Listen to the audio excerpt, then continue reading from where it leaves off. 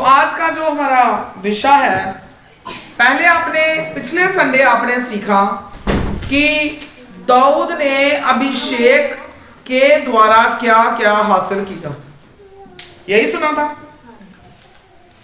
आज हम इसी के रिलेटेड सेम हम सीखेंगे, अगर अभिषेक खोएंगे तो क्या होगा। अगर प्रभु का अभिषेक जिन लोगों ने पाया है जब उनसे चला जाएगा तब क्या होगा। पिछली बार हमने सुना कि अभिषेक के द्वारा दाऊद ने क्या क्या हासिल किया। देन आज आप सीखोगे कि अगर अभिषेक हमारे ऊपर से चला जाए तो क्या होगा। क्वेश्चन है कि अगर अभिषेक चला जाए, मसा खुदा का चला जाए, खुदा की ताकत हमसे हट जाए तो फिर क्या होगा। सबसे पहले मैं एक वचन पढ़ूंगी, मैथ्यू 12 अध्याय उसका 45 वचन, लिख लो आप। तब वह आकर अपने से और बुरी 7 आत्माओं को अपने साथ ले आती है और वह उसमें बैठकर वहां वास करती है, और उस मनुष्य की पिछली दशा पहले से भी बुरी हो जाती है। इस युग के बुरे लोगों की दशा भी ऐसी ही होगी। Hallelujah, hallelujah. समझ आ गई सबको? हाँ जी। अगर आपके ऊपर से अभिषेक चला जाएगा तो क्या होगा, 7 और बुरी आत्माएं आप पर आ जाएगी। जब प्रभु का अभिषेक हमारे ऊपर से चला जाएगा, उसका मसा हमारे ऊपर नहीं रहेगा, प्रभु की रहमत कृपा नहीं रहेगी, तो 7 आत्माओं, बुरी आत्माओं को अपने साथ आप पाओगे और आ जाएंगी आपके साथ, और वह उसमें बैठकर वहां पर वास करेंगी। फिर आपके अंदर वास करेंगी वो आपके साथ बैठकर। और उस मनुष्य की पिछली दशा, और जिस इंसान के साथ ऐसा होगा जो उसकी पिछली दशा थी ना, पिछली कंडीशन थी उसकी, उससे भी बदतर हो जाएगी, जैसे इस युग के लोगों की दशा है। आप देख रहे हो, जो लोग खुदा के हुक्म में नहीं है, जो लोग अपने प्रभु से दूर हैं, उन लोगों की दशा आप देख सकते हो। मैं इसके लिए आपको 7 एग्जाम्पल्स दूंगी। मैं 7 एग्जाम्पल्स के द्वारा आपने समझना है।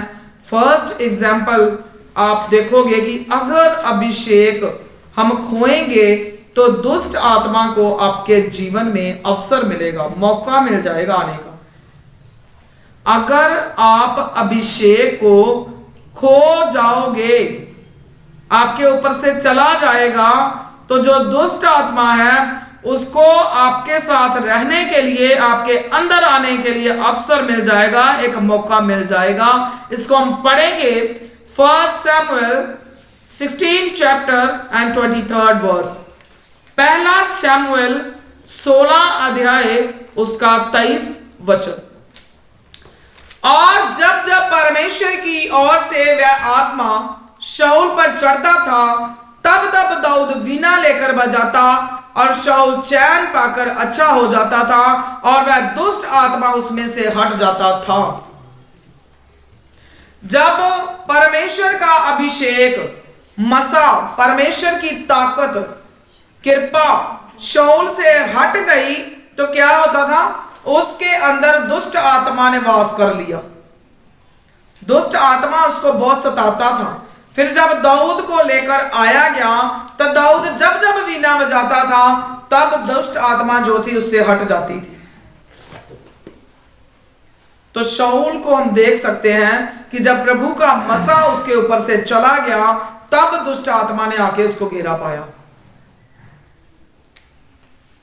आपको भी अपनी जिंदगियों में देखना है कि जब आप प्रभु में चलते हो, आपने सोच लिया कि मैं अपने प्रभु के साथ चलना है, आप दुआ करते हो, वचन पढ़ते हो, रेगुलर चर्च आने वाले हो, तो जब आप इन चीजों से पीछे हट जाओगे ना, तो फिर शाऊल जैसा हाल होगा।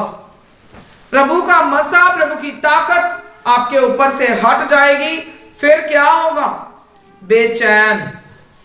बेचैनी आपको मिलेगी। सेकंड एग्जाम्पल जो है, अगर अभिषेक को खोएंगे तो होश खो जाएगा और यादगारी नष्ट हो जाएगी, होश गवा बैठना। जैसे हम बोल सकते हैं डिप्रेशन, डिप्रेशन के मरीज हो जाओगे आप। जब आपके ऊपर से अभिषेक चला जाएगा तो आप डिप्रेस्ड रहोगे, डिप्रेशन आपको हो जाएगा। और जब डिप्रेशन होता है तो ये एक ब्रेन की डिजीज है, ब्रेन की प्रॉब्लम है। जब ऐसा हो जाएगा तो आपकी मेमोरी जो है वो भी फिर खत्म हो जाएगी, आपकी याददाश्त वो भी फिर चली जाएगी, कुछ याद नहीं रहेगा। ऐसा ऐसा दुष्ट आत्मा आपको जकड़ लेगा जब आपके ऊपर से अभिषेक चला जाएगा। अगर आपने चलना शुरू कर लिया है, आप अपने प्रभु के बेटे और बेटियां बनने का वायदा कर लिया है, बैप्टिज्म ले लिया है, चलना शुरू कर लिया आपने, तो आप पीछे मुड़कर नहीं देखना है। वो कहते हैं ना, एक एग्जांपल है कहावत, आगे भी खाई और पीछे भी खाई। मूसा डरा मौतो मौत आगे खड़ी। किस किसने सुनी ये बातें? तो बस जो लोग अपने प्रभु के साथ वायदा करके जब पीछे को जाएंगे ना, तो फिर याद रखना 7 दुष्ट आत्माएं और पीछे को जाएंगी आपको लेके जाने के लिए, आपके साथ ही रहेंगी। फिर आज अपने आप पर गौर करनी है कि क्या मैंने अपने प्रभु के साथ चलने का वादा किया था। जब मैंने अपने प्रभु के साथ वायदा किया तो क्या क्या वायदे मैंने अपने अंदर किए। अब मुझे थोड़ी पता आपने क्या क्या वायदे किए, आप खुद ही सोचो, खुद जोर दो, अपनी मेमोरी को आप इंक्रीज करो थोड़ा सा, देखो क्या क्या वायदे किए आपने। जो जो भी आपने आज तक वायदे किए हैं उनसे आप पीछे नहीं हट सकते। याद रखना, आगे भी खाई पीछे भी खाई, मुड़ने को जगह नहीं है। तो इससे अच्छा है कि अपने प्रभु की तरफ बस बढ़ते जाओ। अब कदम रख लिया है तो पीछे मुड़कर नहीं देखना है, नहीं तो फिर क्या होगा, आपकी जो यादगिरी, आपकी मेमोरी नष्ट हो जाएगी और आप डिप्रेस्ड हो जाओगे, आप डिप्रेशन में रहोगे। इसको पढ़ने के लिए आप पढ़ सकते हो 1 सैमुएल 17 चैप्टर देन 58 वर्स। पहला सामुएल 17 अध्याय उसका 58वां वचन। शाऊल ने उससे पूछा, हे जवान, तू किसका पुत्र है? दाऊद ने कहा। शाऊल ने किससे पूछ रहा है? दाऊद से। शाऊल ने उससे पूछा, इट मीन्स कि शाऊल जो है सब कुछ भूल चुका है दुष्ट आत्मा के कारण। जो दुष्ट आत्मा उसके ऊपर आया ना, उसकी वजह से जो उसकी मेमोरी है वो वीक हो गई है और वो सारी बातों को वो भूल चुका है। वो पूछ रहा है कि हे जवान, तू किसका पुत्र है? दाऊद ने कहा, मैं तो तेरे दास बैतलहम वासी जिशे का पुत्र हूं। भूल गया कि नहीं? शाऊल भूल गया ना?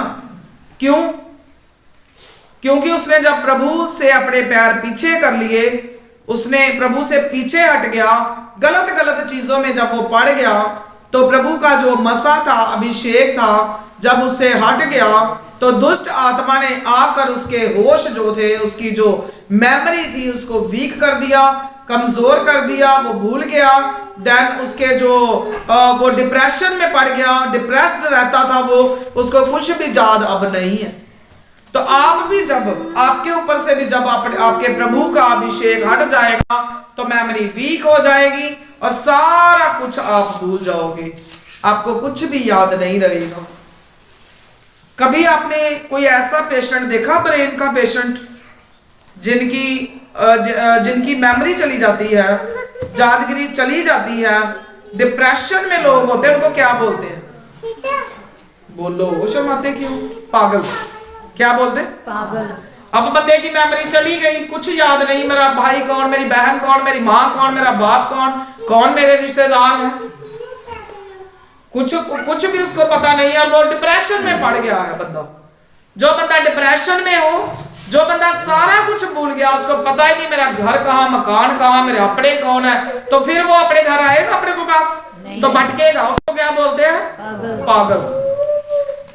जो लोग अपने प्रभु में चलते चलते अभिषेक खो बैठते हैं, उनकी कंडीशन पागलों के जैसी हो जाएगी, पागलों के जैसी। तो इससे अच्छा नहीं है कि अपनी मेमोरी भी अपने पास रखो, हेल्दी ब्रेन भी रहे आपका, तंदुरुस्त रहो आप। तो इसके लिए आपको अभिषेक जो आपको मसा खुदा ने दिया, आपको आपने बपतिस्मा लिया है, अपने प्रभु में चलने का वादा किया है, तो फिर चलते ही रहो, नहीं तो फिर ऐसी ही हालात जो है वो हो जाएगी। थर्ड एग्जाम्पल, अगर अभिषेक चला जाएगा तो क्रोध, ईर्ष्या, पागलपन जीवन के अंदर प्रभाव डालेगा, पवित्र आत्मा के फल जो है वो खत्म हो जाएंगे। कितना कुछ मिल जाएगा उन लोगों को जिन लोगों के ऊपर से अभिषेक हट जाएगा। तो जिन लोगों के ऊपर अभिषेक है तो उनके अंदर आत्मा के फल भी हैं, वो पागल भी नहीं होंगे, उनका अच्छा नेचर रहेगा, अच्छा स्वभाव उन लोगों का रहेगा। तो क्या आप चाहते हो कि हमारे ऊपर से अभिषेक चला जाए और ये चीजें हमारे अंदर घुस जाएं, एंटर करे, घर बना ले? क्रोध, ईर्खाबाजी, ईर्ष्या जिसको बोलते हैं, पागलपन और जितने भी आत्मा के फल है सब आपके अंदर से चले जाएं? नहीं, नहीं ना? नहीं। सोच कर देखो आप कि कितना डर लगता है कि अगर ये सजा हमारे ऊपर आ गई तो हम क्या करेंगे। अगर आपने दुआ करने का वायदा किया है तो दुआ करते रहो। अगर आपने चर्च आने का वादा किया कि मैंने कोई भी संडे मिस नहीं करना है तो बस आते रहो। अगर आपने दसवंत का वादा किया है तो रेगुलर दो। अगर आपने कुछ और वायदे किए हैं, मैं गिन गिन के नहीं बताऊंगी, तो उसको याद करो और उसमें बढ़ो, उसको पूरा करो। मेरे अजीजों, अगर आपने भी कोई वायदे जाने अनजाने में किए हैं तो आज आप याद करो, ना ही करो तो अच्छा है, मगर करा है तो उसको जरूर पूरा करो। सजा के हकदार जो है वो हमने नहीं बनना है। इसको पढ़ने के लिए आप फर्स्ट सैमुएल, पहला ही सैमुएल की हम सारा इसी में से पढ़ेंगे और इसका 18 अध्याय 8 से 10 वचन हम पढ़ेंगे। तब शाऊल अति क्रोधित हुआ। जब शाऊल से परमेश्वर का अभिषेक हट गया तो बहुत गुस्से में आ गया और ये बात उसको बुरी लगी और वह कहने लगा, उन्होंने दाऊद के लिए तो लाखों और मेरे लिए हजारों ही ठहराया, इसलिए अब राज्य को छोड़ उसको अब क्या मिलना बाकी है। दाऊद को देखकर वो जलन महसूस कर रहा है कि उसके लिए लाखों लाखों और मेरे लिए हजारों ही ठहराए हैं। वो क्रोधित हुआ। क्यों क्रोधित हुआ? क्यों जलन आई? इसलिए आई क्योंकि परमेश्वर का अभिषेक जो था उससे हट गया। उस दिन से शाऊल दाऊद की ताक में लगा रहा। दूसरे दिन परमेश्वर की ओर से एक दुष्ट आत्मा शाऊल पर बल से उतरा और वह अपने घर के भीतर नबूवत करने लगा। दाऊद प्रतिदिन के समान अपने हाथ से बजा रहा था, वीणा बजा रहा था और शाऊल अपने हाथ में अपना भाला लिए हुए था। दाऊद वीणा बजाता था और जो शाऊल था वो भाला, मारने वाला हथियार होता है एक, उसको लिए रहता था कि मैंने दाऊद के ऊपर वार करूंगा, उसको मार दूंगा। ये सारी चीजें जो शाऊल के अंदर आई वो इसलिए आई क्योंकि परमेश्वर के अभिषेक को उसने खो दिया, तो इसलिए उसके ऊपर ये चीजें आई। जब आप भी अपने प्रभु में चलते चलते प्रभु के मसे को, उसके अभिषेक को खो दोगे तो फिर आपकी भी जो कंडीशन है ऐसी ही हो जाएगी। फोर्थ एग्जाम्पल, अगर अभिषेक चला जाएगा तो जीवन भय से भरपूर हो जाएगा। आपकी जिंदगी में डर पैदा होगा, डर। जब अभिषेक चला जाएगा, आपके परमेश्वर ने बहुत बार बाइबल में लिखा है, ना डर मैं तेरा मददगार हूं, ना डर मैं तेरे साथ हूं। कितनी बार लिखा है? हो सकता जितने साल में दिन है उतनी बार लिखा हो, या उससे ज्यादा लिखा हो, आई एम नॉट श्योर। 365 बार। मैं इसलिए बोल रही हूं कि मैं श्योर नहीं हूं, मगर 365 बार लिखा, जितने साल के दिन हैं, कि ना डर प्रभु ऐसा कहता है ना डर। और जो जिन लोगों के ऊपर प्रभु का अभिषेक है वो डरते नहीं है, मगर जब अभिषेक चला जाएगा तो आपके अंदर डर का आत्मा पैदा होगा, फिर डर लगेगा आपको। डर कभी किसी को लगा? हाथ ऊपर करो जरा, सोच के बताओ, किसी को भी डर लगा? आपको भी? हाँ, डर लगता है, बताओ।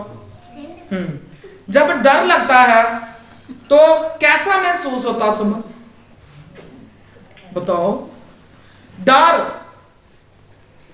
डर से आपको कोई निकाल नहीं सकता, डर से। ऐसी कंडीशन से अगर आपको कोई बाहर निकाल सकता है तो वो है आपका अपना। आपका अपना कौन है? प्रभु यीशु। डर ऐसी चीज है कि बंदे को पागल कर देती है। जो लोग डरते हैं ना, उनसे जरा पूछ के देखना, जो लोग डरते हैं। डर इतना भयानक है, इतना भयानक है कि इंसान हमेशा, जो इंसान डर में रहता है ना, मरे हुए के बराबर होता है। वो किसी का साथ ढूंढता हर समय कि कोई मेरे साथ होना चाहिए। अगर आज आपको डर लगता है तो देखना है कि ये डर मुझे क्यों लगता है। कभी कभी हमें अपनों को खोने का भी डर होता है, हमें कभी कभी अपनी जॉब खोने का भी डर होता है, कभी कभी हमें ऐसा भी डर होता है हमारा एक्सीडेंट ना हो जाए, हमारे बच्चों को ना कुछ हो जाए, हमें ये ना हो जाए, हमें वो ना हो जाए। तो फिर याद रखना, आपके प्रभु का वायदा है कि ना डर, मैं तेरे साथ हूं, मैं तेरा मददगार हूं। तो बस हर रोज घर से निकलते जरूर कहो कि प्रभु मेरे मददगार बनना, मैं तेरे बिना कुछ भी नहीं हूं। जब आप मदद मांगोगे तो जरूर मदद मिलेगी। हम जब अपने नॉन पर्सन से, फ्रेंड सर्कल से, अपने अपनों से कई बार हम मदद मांगते हैं तो वो भी दे ही देते हैं। चलो, कोई कोई होता जो मना कर देता है, अदरवाइज कुछ लोग मदद कर देते हैं। तो अगर वो बुरे इंसान होकर प्रभु नहीं है तो हमारी मदद कर देते हैं, तो क्या जो आपका असली पिता है वो आपकी मदद नहीं करेगा? वो तो ऑलरेडी आपके लिए तैयार है कि मेरे बच्चे मुझे पुकारे, मेरे पास आए और मैं इनकी मदद करूं। आप मदद मांगते ही नहीं हो, आपको मदद मांगनी है। सो इसको आप पढ़ सकते हो 28:5 में। पलिश्तियों की सेना को देखकर शाऊल डर गया। पलिश्तियों की सेना जब आगे बढ़ रही थी तो शाऊल क्या हुआ? डर गया। अगर प्रभु का अभिषेक इसके ऊपर होता तो क्या वह डरता? नहीं। और उसका मन अत्यंत भयभीत हो कांप उठा। इतना डर गया कि उसका जो दिल था कांपने लगा। कई बार हम कहते हैं ना, तूने मुझे डरा दिया, मेरा दिल धड़कने लग गया। कहते हैं कि नहीं? हाँ जी। है ना? कई लोगों को तो डर से हार्ट अटैक भी आ जाते हैं, ब्रेन के भी आ जाते हैं कई लोगों को। डर बहुत ही ज्यादा भयानक चीज है, बहुत भयानक। अगर आप चाहते हो कि मैं डर से बचा रहूं, डर मेरी जिंदगी में ना हो, तो फिर आपको अपने प्रभु का अभिषेक पाना है। अगर पाया है तो उसमें बने रहना है, पीछे मुड़कर नहीं देखना है। 5th एग्जाम्पल, अगर अभिषेक खोएंगे तो ज्योतिषियों के पीछे भागोगे। जब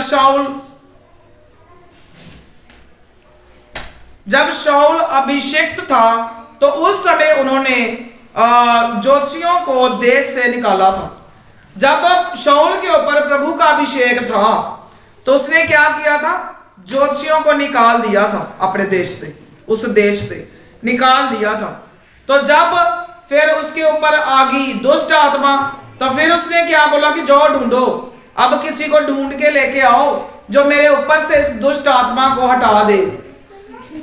तो फिर लोग किसको ढूंढ के लेके आए? दाऊद को।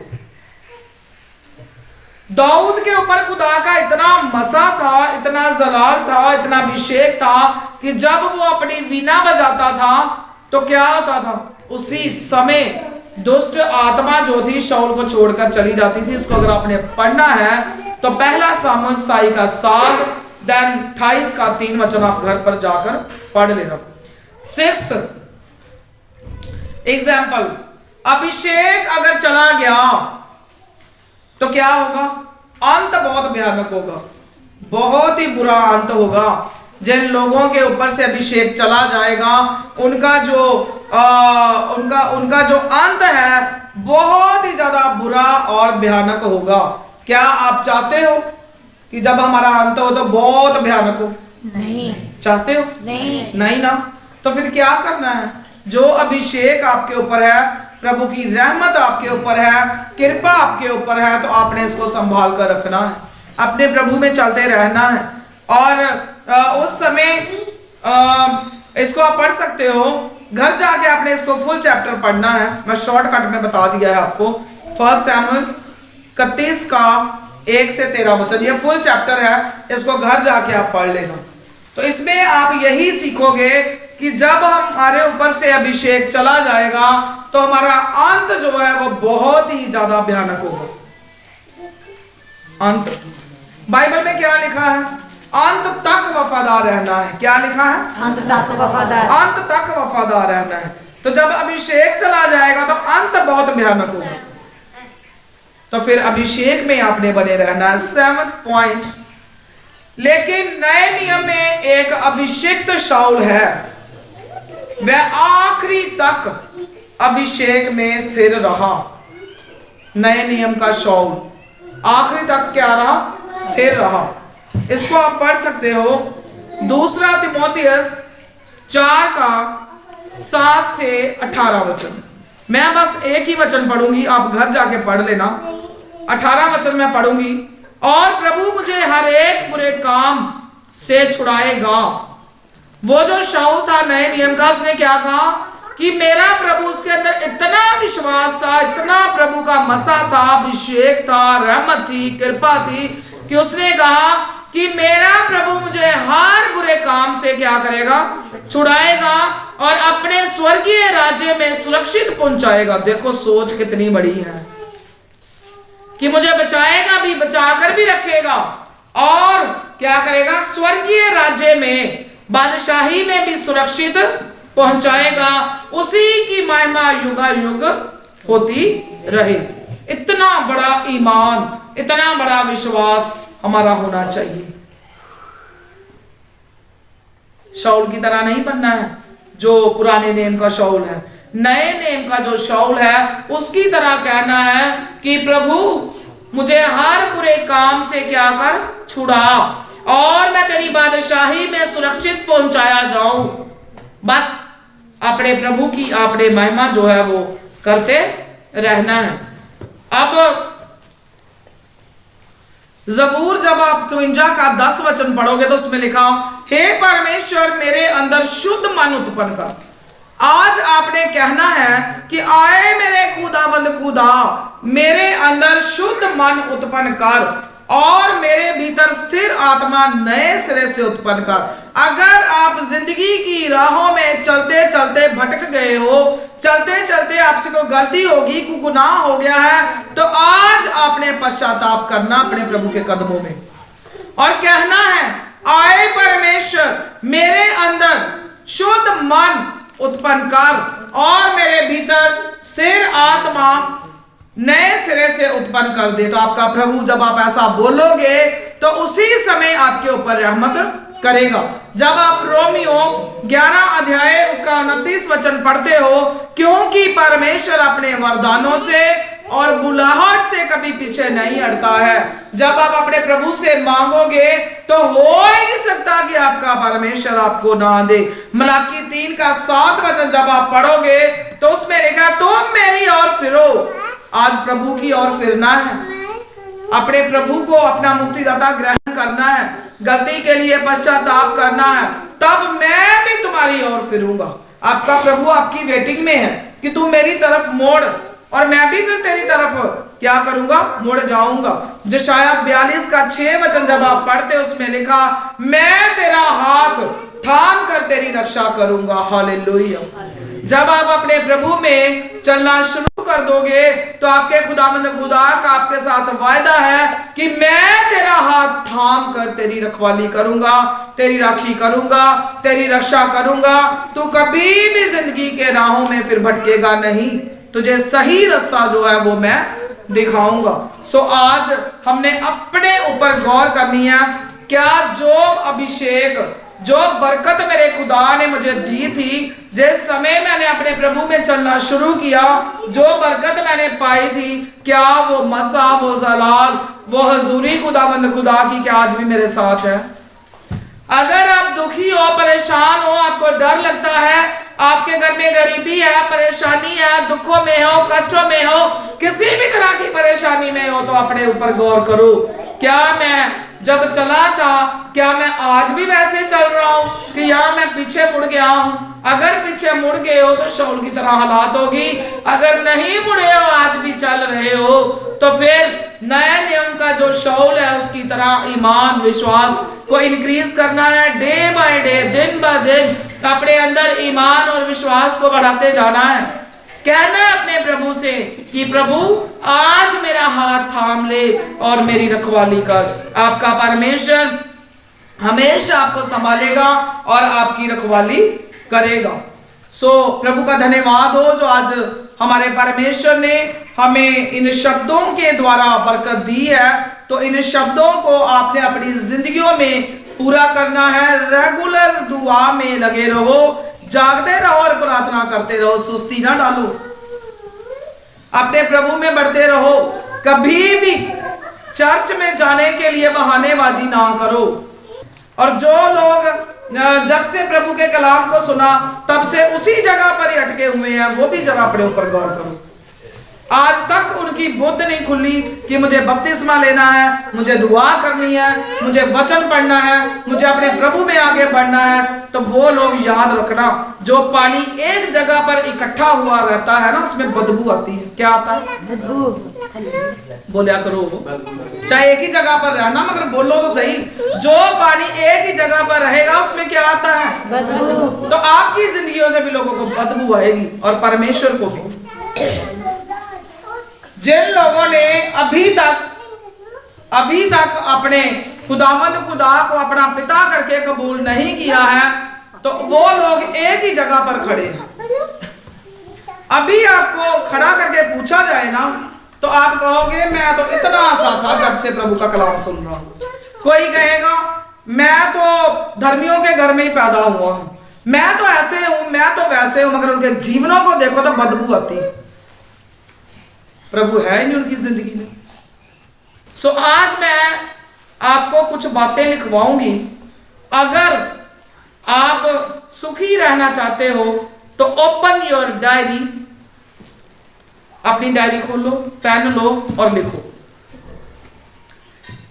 अगर आप चाहते हो कि मैं दुखी ना रहूं, पहले तो आप लिखो कि जो लोग दुखी रहते हैं, जो लोग दुखी रहते हैं उनके मैं आपको कारण बताऊंगी। वो लिखो, आप पॉइंट लिखो। पहला पॉइंट, फर्स्ट पॉइंट, जो लोग देर से सोते हैं, जो लोग देर से सोते हैं और फिर क्या करते हैं? देर से उठते भी हैं। जो लोग देर से सोते हैं, देर से उठते हैं, वो दुखी रहते हैं। लिख लो। नेक्स्ट पॉइंट, हमेशा जो लोग अपने लिए ही सोचते हैं, बस मैं अपना ही सोचना, मुझे क्या लगे, किसी के साथ जो मर्जी हो जाए। आपका जीवन सिर्फ आपको अपने लिए नहीं मिला है। अगर आपके रिश्ते आपके साथ जुड़े हैं तो रिश्तों की भी परवाह करो, जरूर करो, अपना ही ना सोचो। जो लोग हमेशा अपने लिए सोचते हैं वो हमेशा दुखी रहते हैं।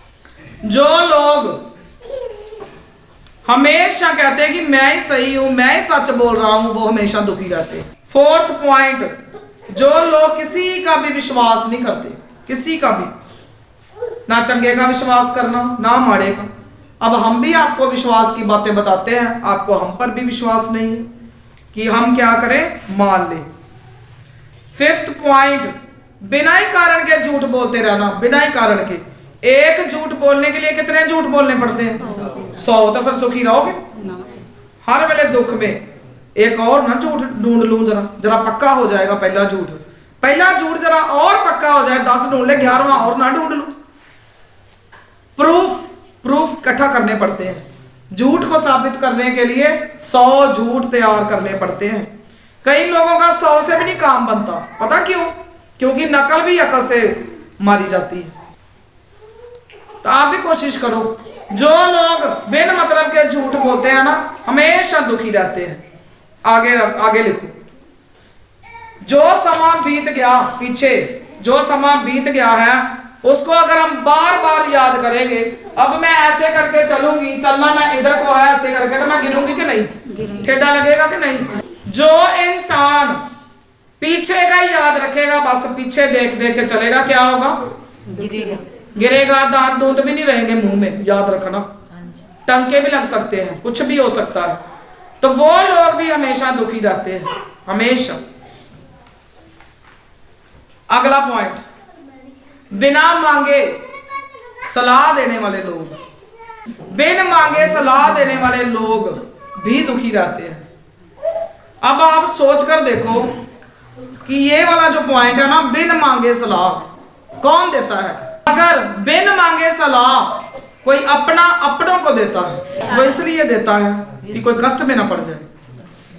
तो फिर हम कोई नहीं मांगता सलाह करता कोई बंदा, तो आप ही देनी पड़ेगी। तो वैसे सलाह देने वाला बंदा हमेशा दुखी रहता। लिख लो, ना ही दो तो चंगा वा, बेटर आ, ना ही दो तो वधिया वा। अगर आप सलाह दोगे तो सलाह देने वाला बंदा आपको खत्म भी कर सकता है, मार भी सकता है। तो इससे बेटर है ना ही दो सलाह, तो ज्यादा बेटर है। जो लोग अपने काम समय पर नहीं करते, जो लोग अपने काम समय पर नहीं करते हैं, वो भी हमेशा दुखी रहते हैं। जो लोग क्या करते हैं? समय पर अपना काम करते हैं। समय पर क्या करते हैं? काम करते हैं। कई बार हमें सफर में जाना होता है,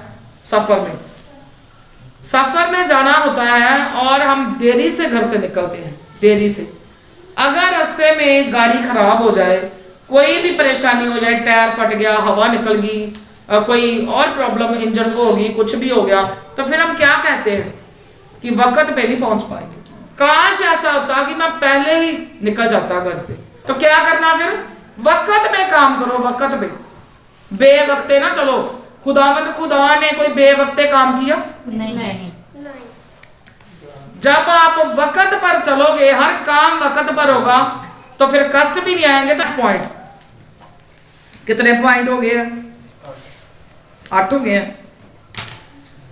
जितना भी लेन देन होता ना, उसका भी हिसाब जो बंदा नहीं रखता वो दुखी रहता। कई लोगों को पैसे लेने होते हैं, याद नहीं रहता याद। पैसे जहां से लेने हैं उसका भी याद हिसाब रखो, और जिसको देने हैं उसका भी हिसाब किताब रखो। अगर नहीं रखोगे तो आप दुखी रहोगे। क्या रहोगे? दुखी। 10वां पॉइंट, जो लोग कभी भी किसी के लिए कुछ नहीं करते, वो भी दुखी रहते हैं। जो पॉइंट ना हो ना समझ आए, बाद में पूछ लेना, ठीक है? जो लोग कभी भी किसी के लिए कुछ नहीं करते, किसी के लिए, किसी, हमारे घर के भी हो सकते हैं, हमारे फ्रेंड सर्कल में भी हो सकते हैं। बाइबल में तो लिखा है कि तेरी मदद की किसी को जरूरत है तो उसकी मदद कर, जरूर मदद करो। जो लोग किसी के लिए कुछ नहीं करते हैं, वो भी हमेशा दुखी रहते हैं। कर भला तो हो भला, दूसरों का भला करो, ये नहीं कि और नुकसान कर दो अगले का। इन सब को अपनी जिंदगी से हटाने के लिए क्या करना है? दुआ। ये very very important 11th point क्या है? इन सब को अपनी जिंदगियों में से हटा देना है। किसके द्वारा? दुआ के द्वारा। दुआ के द्वारा। अब आप बोलोगे दुआ के द्वारा क्यों? हर बंद दरवाजे की चाबी क्या है? बोली जो दुआ। हर बंद दरवाजे की चाबी क्या है? दुआ। आपका हर काम सफल होगा जब आपका पहला काम दुआ होगा। आपका हर काम सफल होगा जब आपका पहला काम क्या होगा? दुआ। दुआ बिन इंसान जो है वो क्या है? मरा हुआ। दुआ में ही जीवन है। दुआ जो है बहुत ही जरूरी है हम सब के लिए। दुआ करने वालों की जिंदगी में बददुआ नहीं होती। क्या नहीं होता? बददुआ नहीं होती। दुआ करो। हर दर्द की दुआ क्या है? दुआ हुआ। दुआ। हर दर्द की दवा क्या है? दुआ। दुआ। सुना है ना? हाँ जी। लोग कहते हैं ना, दुआ कर, तेरे हर दर्द की जो दवा है वो क्या है? दुआ। तो फिर ये सारी चीजों को अपने अंदर से हटाने के लिए क्या करना है? दुआ करनी है। सो जो लोग चाहते हैं कि मेरे ऊपर दाऊद की तरह अभिषेक रहे और ये 10.11 नंबर जो पॉइंट है वो मेरी जिंदगी में संपूर्ण तरीके से एंटर करे और ये 10 कमियां मेरे अंदर से चली जाए और मैं दुआ करने वाला बेटा और बेटी प्रभु की बन जाऊं, तो वो लोग अपने घुटनों पर हो जाएंगे और हाथ उठाकर दुआ करेंगे। Praise the Lord, praise the Lord, praise the Lord, praise the Lord, praise the Lord, praise the Lord, praise the Lord.